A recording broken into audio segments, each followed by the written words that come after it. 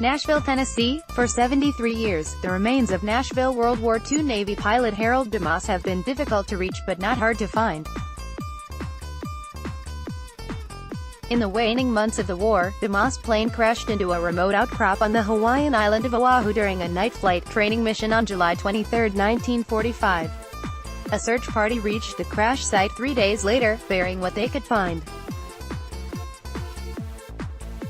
Weeks later, another group returned, and a Navy lieutenant recited the Lord's Prayer over the shallow grave of the 21-year-old Nashville farmer's son.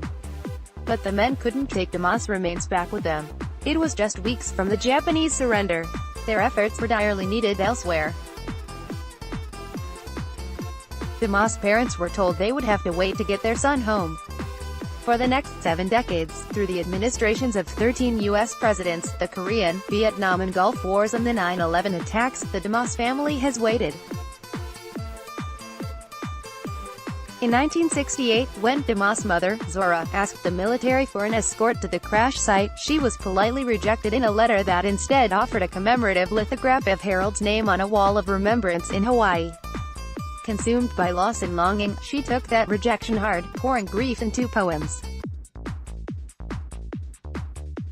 It would be sad, but I'd like to see the grave where dear Harold lies, and cover it with flowers, beneath the Hawaiian skies. DeMoss' mother and his father have long since passed away. The only surviving family member who remembers Harold is his younger brother, Jim, who, at 85, lost hope years ago that his brother ever would be laid to rest in the family's cemetery in western Nashville. Still, there is a stretch of grass and clover under the shade of 2 red cedar trees set aside for Harold. The joint headstone of his mother and father sits beside it. Then, on May 11, came the unexpected news. Pentagon officials said they identified Harold's remains on the island. They found his gold-engraved wedding band. He will be coming home, they promised. 2 to 3 months. I'd given up. Jim DeMoss said, I didn't believe we'd ever get him back. They had him in their hands 2 days after the crash and they didn't see fit to get him back to us. I figured nobody cared much for an old hillbilly who got killed in the war. Of the 16 million Americans who served in World War II, more than 400,000 died during the war.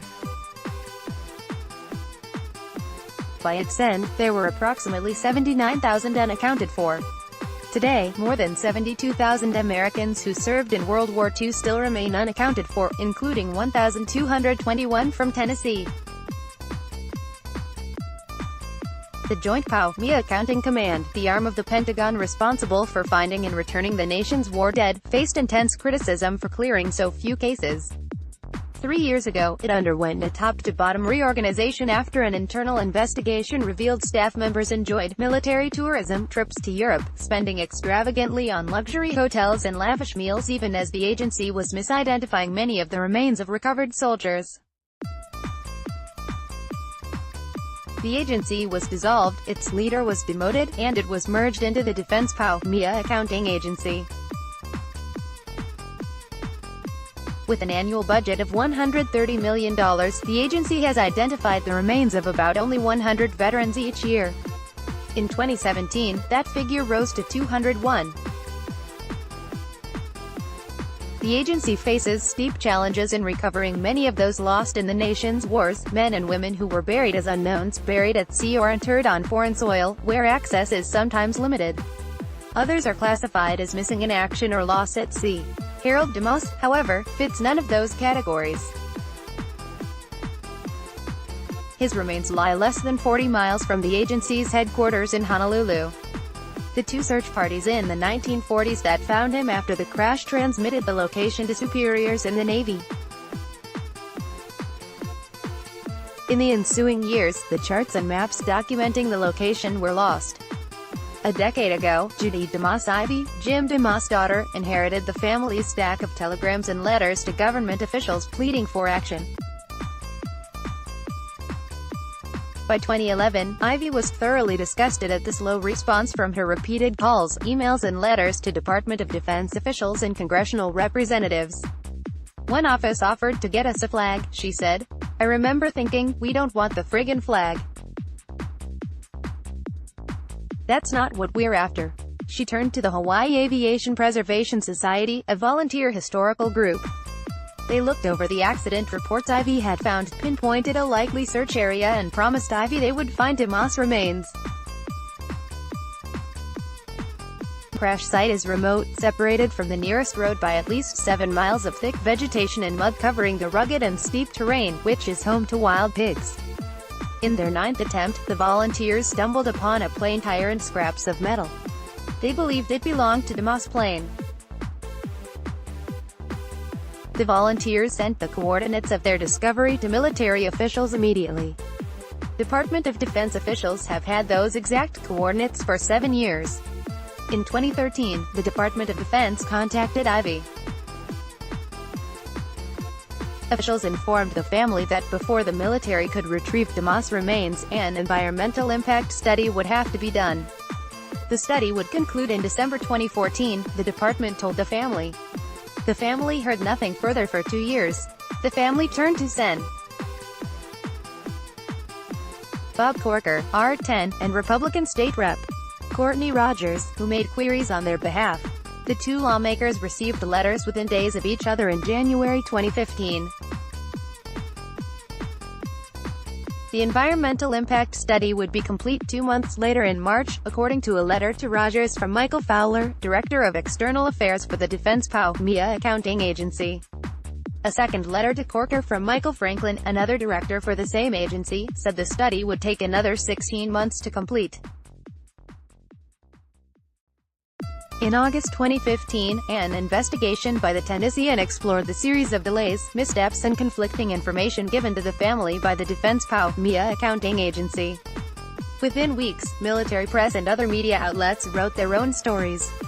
U.S. Rep. Jim Cooper, D10, took the report to military officials, questioning the delays. Faced with such public scrutiny, the agency set a date for retrieving the remains from the crash site. In August 2016, military personnel were lowered to the site by helicopters, where they excavated and retrieved what they could find. The materials were sent to a laboratory in Honolulu for identification. After so many years, a positive identification remained elusive. Forensic analysts found small fragments believed to be bone, according to a medical examiner's report dated May 9. The fragments suggested there was only one individual represented. No DNA analysis was possible. It's my opinion, based on the histology and circumstances of recovery, that the sample examined was taken from a fragment of bone, that the probability that the sample is non-human bone is extremely low, and considering it to be non-human would be unreasonable, the medical examiner's report said. Accordingly, the osseous material recovered in the Ko'olau Mountains, island of Oahu, Hawaii, represent human remains originating from Ensign DeMoss. 2 items were found, a U.S. Navy pilot wings insignia consistent with those issued during World War II and a gold medal wedding ring, size 9, with a delicate pattern along both edges. It was DeMoss' ring. He had a brief marriage during the war. Ivy said the family never kept in touch with his wife but learned that she died long ago. Ivy was in eastern Tennessee when her cell phone rang with the news. She immediately called her father. She said, "You better sit down." Jim DeMoss said. She said, "I got some good news." I just said, "Well, I didn't think it would ever happen." Jim DeMoss is slow to share memories of his brother. "Harold has been long gone," he said. He doesn't think anyone would be interested in stories about his big brother. The pair grew up rambling across acres of land in western Nashville, where generations of the DeMoss family have passed down family farms. "We're pretty close," he said. "Just 8 years apart." 8 years in the country is different than city life. Jim and Harold would ride wild horses and would wander across great, big fields, and we were just talking, just him and me. He had a spotted pony, a big pony, and one day he told me to get the gate open. I was barefoot and he shot me in the foot with a BB gun. He thought it was funny. He was just a regular big brother. He was my big brother. Asked what he would like people to know about Harold, Jim said only the fact that he flew a plane in World War II. That's the most important thing. His horse's name was Dick Tracy.